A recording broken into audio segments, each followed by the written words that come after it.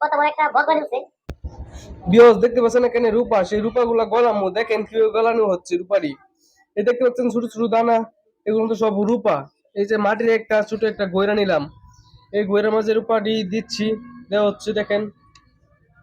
এই তো প্রায় দেওয়ার শেষে, দেওয়া শেষ। এখন এই যে একটি তুলার মাঝে নিয়ে বসামু, ওই যে বসাচ্ছি।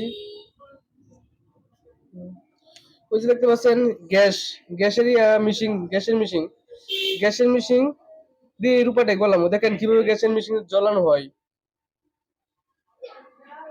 এই যে স্টার্ট দিলাম, চলে চলে গেলো।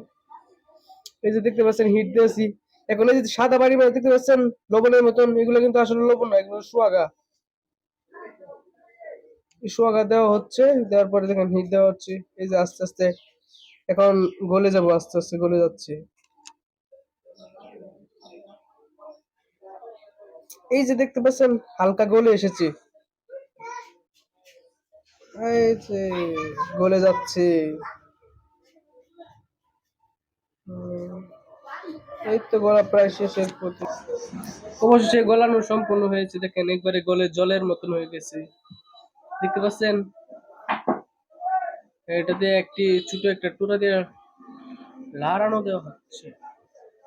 এই দেখতে পাচ্ছেন রূপাটি কিভাবে জমাট বসে আস্তে আস্তে, শুয়াকা দেওয়া হচ্ছে আবার, দেখেন কিভাবে জমাট বসে।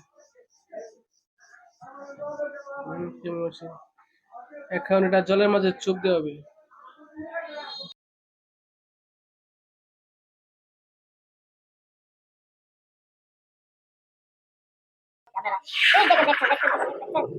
কত বড় একটা ভগবান হচ্ছে এর কথা কালা হয়ে আপনারা লাগে সবাই অনুরোধ করছি আপনার লাগে, আপনারা লাইক কমেন্ট শেয়ার করবেন। হ্যাঁ অবশ্যই কি অবস্থা দেখছেন, কি অবস্থা এই যে মাড়ি দাঁড়িয়ে বইরার মাড়ি, তারপরে চাঁদের উপর একদম খাড়িরা